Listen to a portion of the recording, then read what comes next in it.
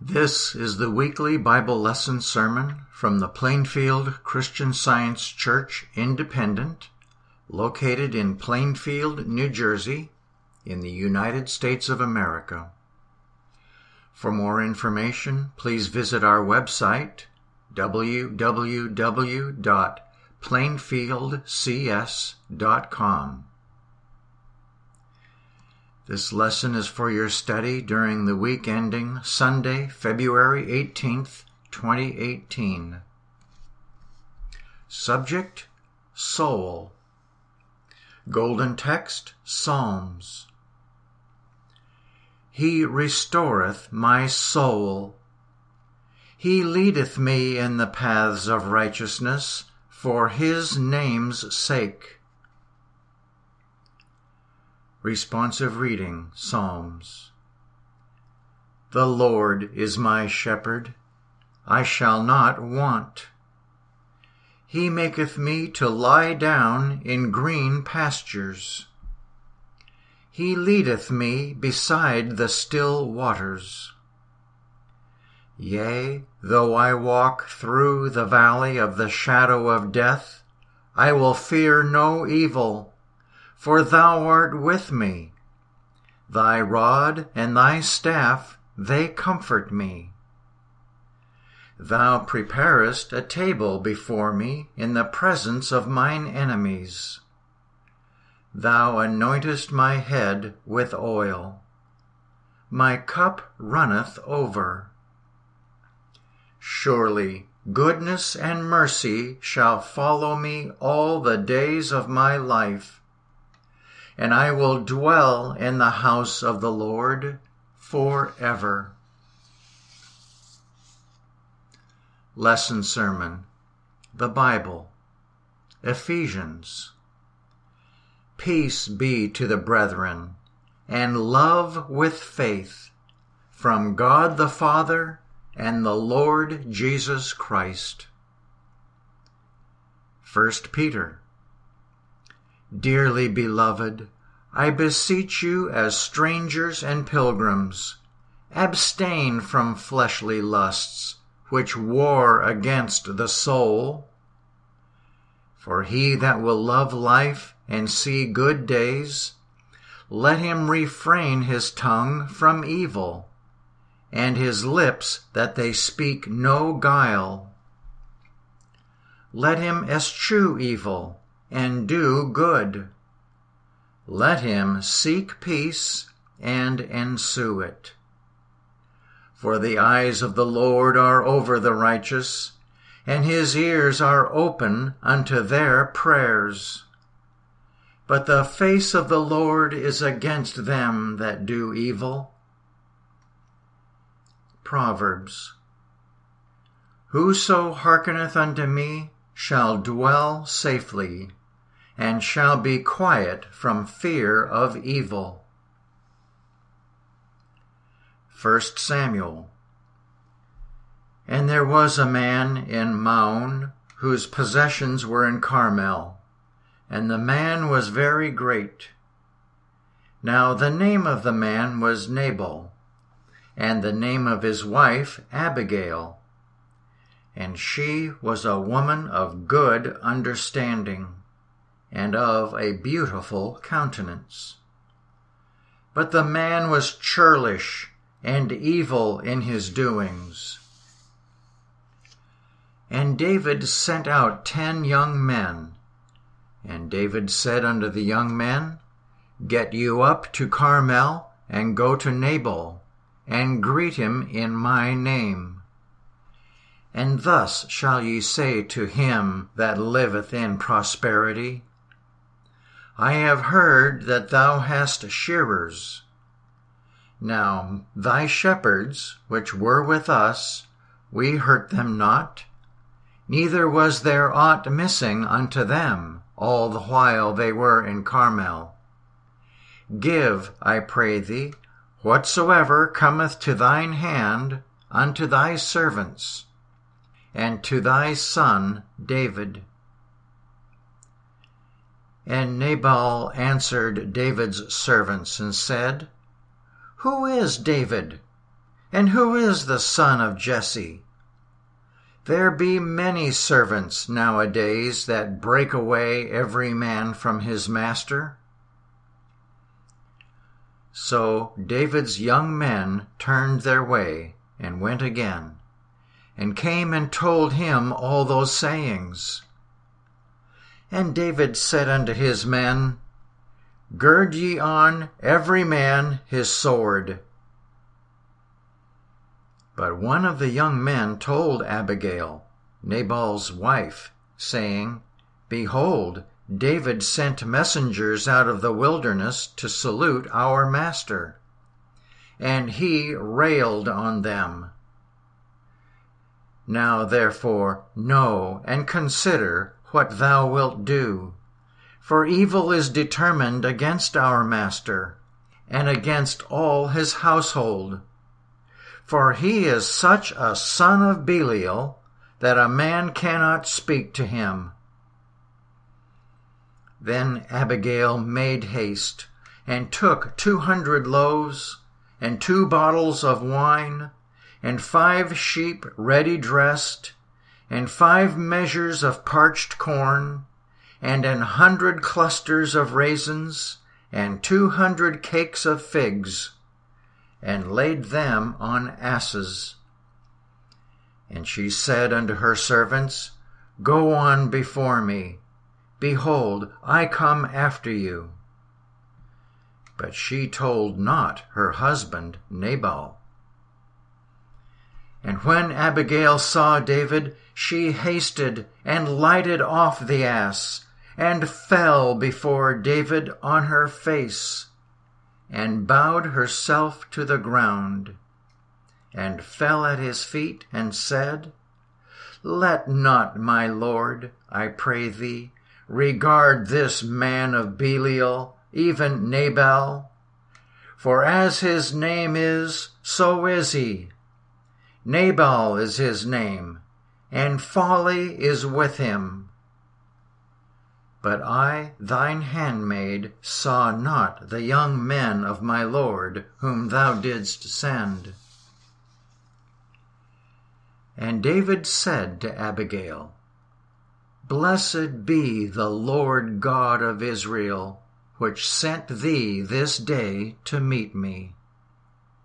And blessed be thy advice, and blessed be thou, which hast kept me this day from coming to shed blood, and from avenging myself with mine own hand.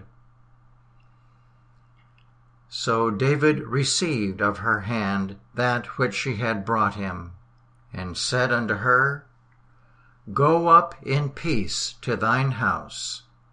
See, I have hearkened to thy voice, and have accepted thy person.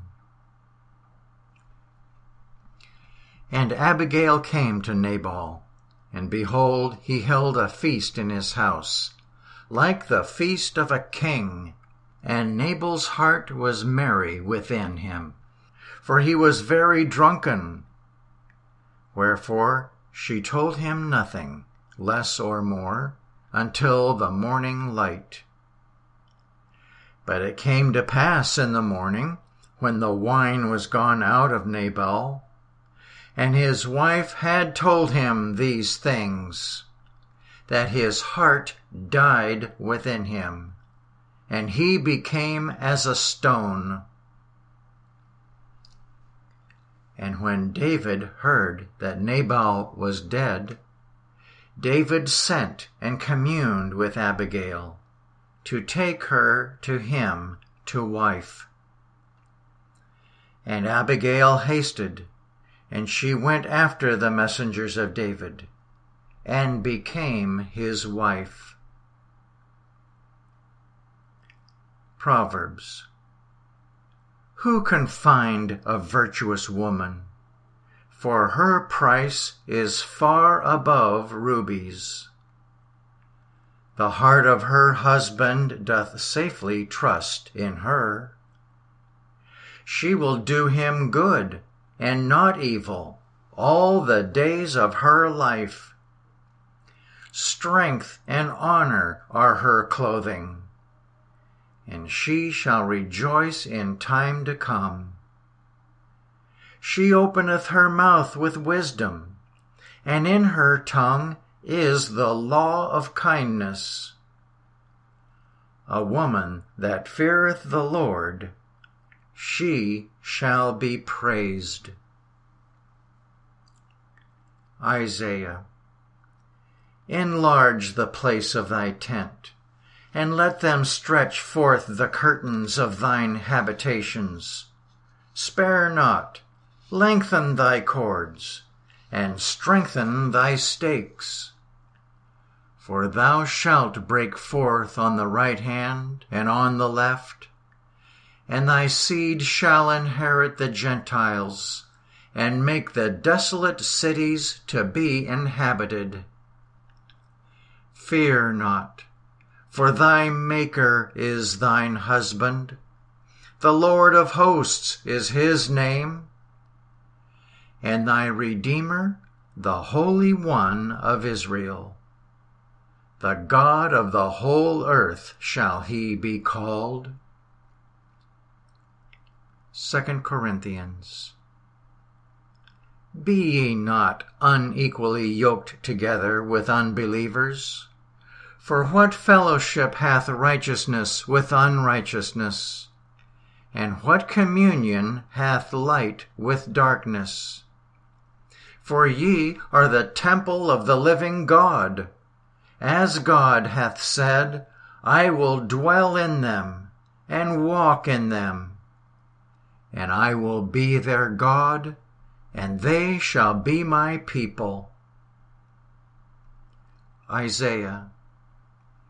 And the work of righteousness shall be peace, and the effect of righteousness, quietness and assurance forever.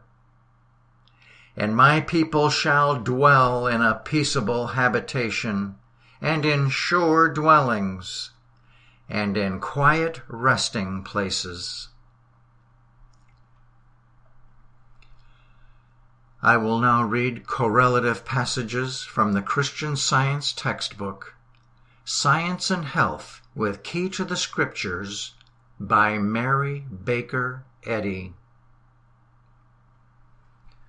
Heaven, harmony, the reign of spirit, government by divine principle, spirituality, bliss, the atmosphere of soul. To reach heaven, the harmony of being, we must understand the divine principle of being. It is the illumination of the spiritual understanding which demonstrates the capacity of soul, not of material sense.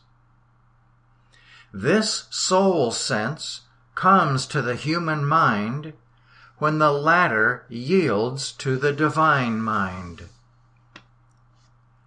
Such intuitions reveal whatever constitutes and perpetuates harmony, enabling one to do good, but not evil. Man is the reflection of soul. He is the direct opposite of material sensation, and there is but one ego. We run into error when we divide soul into souls, multiply mind into minds, and suppose error to be mind, then mind to be in matter, and matter to be a lawgiver, unintelligence to act like intelligence, and mortality to be the matrix of immortality. Mortal existence is a dream. Mortal existence has no real entity, but saith, "It is I." Spirit is the ego which never dreams, but understands all things, which never errs and is ever conscious, which never believes but knows, which is never born and never dies. Spiritual man is the likeness of this ego. Man is not God, but like a ray of light which comes from the sun, man, the outcome of God, reflects God. From the logic of events, we learn that selfishness and impurity alone are fleeting, and that wisdom will ultimately put asunder what she hath not joined together. An ill-attuned ear calls discord harmony, not appreciating concord. So physical sense, not discerning the true happiness of being, places it on a false basis. Science will correct the discord and teach us life's sweeter harmonies. Soul has infinite resources with which to bless mankind, and happiness would be more readily attained and would be more secure in our keeping if sought in soul. Higher enjoyments alone can satisfy the cravings of immortal man. We cannot circumscribe happiness within the limits of personal sense. The senses confer no real enjoyment. The good in human affections must have ascendancy over the evil, and the spiritual over the animal, or happiness will never be won. Work out your own salvation, is the demand of life and love. For to this end God worketh with you. Occupy till I come. Wait for your reward, and be not weary in well-doing. If your endeavors are beset by fearful odds, and you receive no present reward, go not back to error, nor become a sluggard in the race. When the smoke of battle clears away, you will discern the good you have done, and receive according to your deserving. Love is not hasty to deliver us from temptation, for love means that we shall be tried and purified.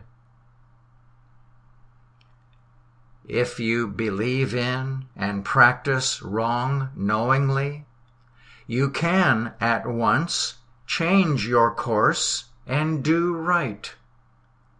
Matter can make no opposition to right endeavors against sin or sickness, for matter is inert, mindless.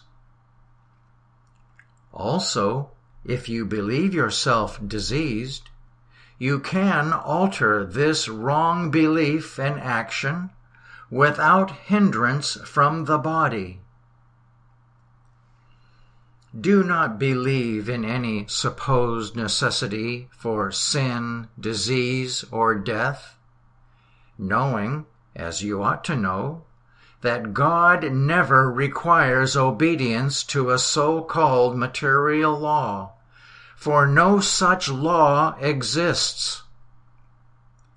The belief in sin and death is destroyed by the law of God, which is the law of life instead of death, of harmony instead of discord, of spirit instead of the flesh.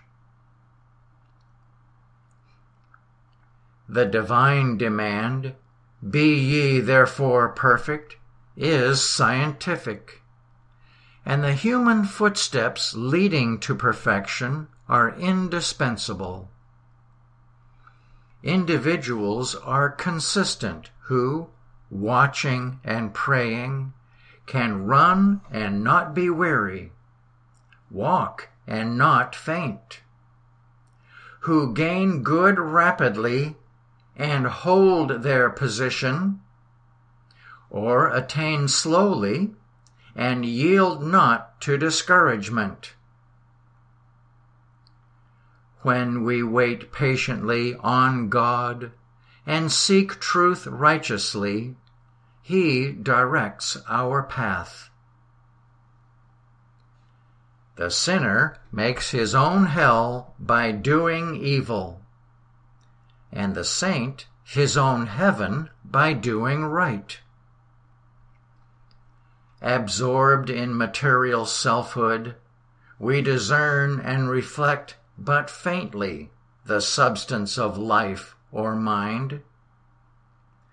The denial of material selfhood aids the discernment of man's spiritual and eternal individuality, and destroys the erroneous knowledge gained from matter, or through what are termed the material senses.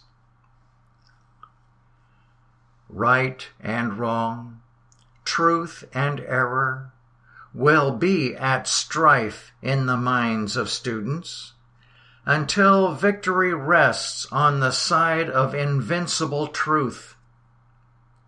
Mental chemicalization follows the explanation of truth, and a higher basis is thus won.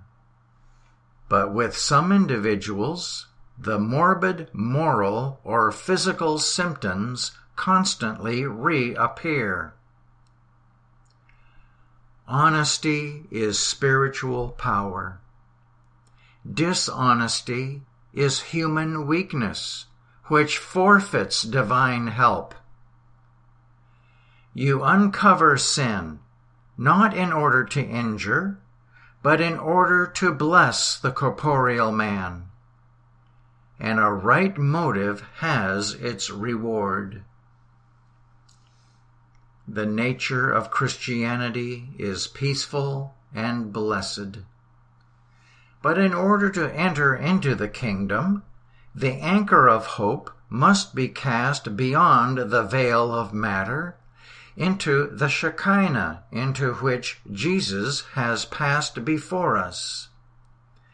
And this advance beyond matter must come through the joys and triumphs of the righteous, as well as through their sorrows and afflictions. Like our Master, we must depart from material sense into the spiritual sense of being. When we fully understand our relation to the divine, we can have no other mind but His, no other love, wisdom, or truth, no other sense of life, and no consciousness of the existence of matter or error. Man is harmonious when governed by soul.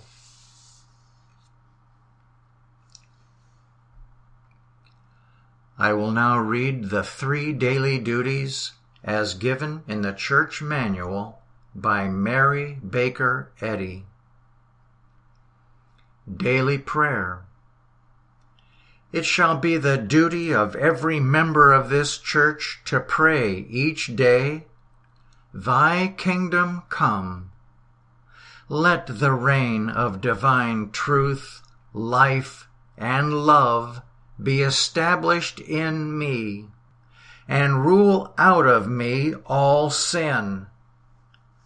And may Thy word enrich the affections of all mankind, and govern them. A rule for motives and acts. Neither animosity nor mere personal attachment should impel the motives or acts of the members of the Mother Church. In science, divine love alone governs man, and a Christian Scientist reflects the sweet amenities of love in rebuking sin in true brotherliness, charitableness, and forgiveness. The members of this church should daily watch and pray to be delivered from all evil, from prophesying, judging, condemning, counseling, influencing, or being influenced erroneously. Alertness to duty. It shall be the duty of every member of this church to defend himself daily against aggressive mental suggestion, and not be made to forget nor to neglect his duty to God, to his leader, and to mankind. By his works he shall be judged, and justified or condemned.